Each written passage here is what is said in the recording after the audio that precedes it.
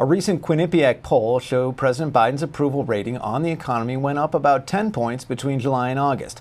Latest numbers show his approval rating at 39% on the economy, disapproval rating still at 57%. So, Libby, the question is, will it be enough? Will the economy continue to improve over the next few months?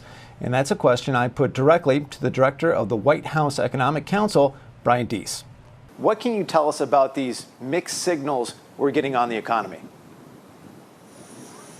Yeah, absolutely. Look, everything that we're experiencing is unique because we're coming out of a pandemic recession and pandemic economic crisis that forced our entire economy to shut down and come back, and we're dealing with unique global situations, the war in Ukraine and the impacts on global energy markets. All of this is unique. But I think to break it down, we are coming out of a historically strong economic recovery. So the labor market recovery, the rapid decline in unemployment, the rapid increase in people getting back into the labor market, all of those are unique. And what we're trying to navigate through here now is a transition to a more steady and stable growth with more predictable prices and prices coming down, but without having to give up all of the economic gains that we've made over the last 18 months. So that's the policy objective here. And people, I hope and expect, are seeing some of that benefit in their life, but we have more work to do. And now you've talked about the many benefits of the Inflation Reduction Act, and you could have called it anything. I know the White House didn't pick the name of the bill, but it is called the Inflation Reduction Act. So shouldn't Americans expect to see inflation going down, and when should they expect to see it? When should they expect to see the actual benefits of this landmark legislation actually impacting their day-to-day lives?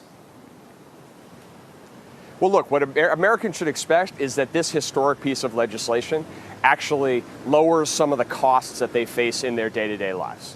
And so here's when people should expect it. First, on health care.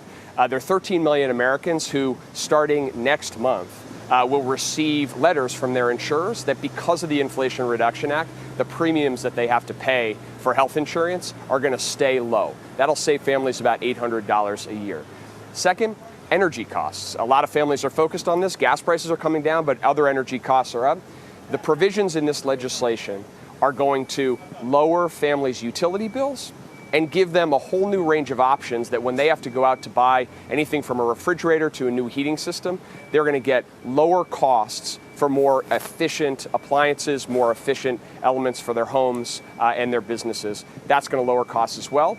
And then the third is on prescription drugs, where in addition to capping out-of-pocket costs at $2,000 for Medicare recipients, so that people don't have to pay thousands and thousands of dollars in prescription drug costs, this bill will finally let Medicare, as the largest purchaser of prescription drugs, actually negotiate for better prices. And so all of those things will mean that people will see impacts on the prices that they pay for things like healthcare and energy and prescription drugs. And at the end of the day, that was the goal of the legislation. I think we'll deliver on that.